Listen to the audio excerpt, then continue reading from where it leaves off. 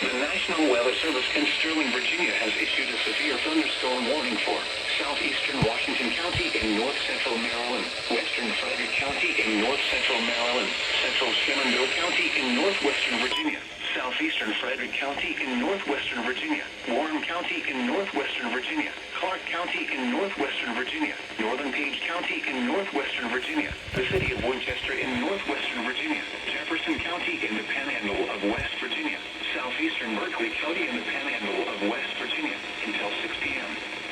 At 5:13 p.m., severe thunderstorms were located along the line extending from Shepherdstown to near Mount Jackson, moving southeast at 20 miles per hour. Hazard, 60 miles per hour wind gusts and quarter-size hail. Source, radar indicated. Impact, damaging winds will cause some trees and large branches to fall.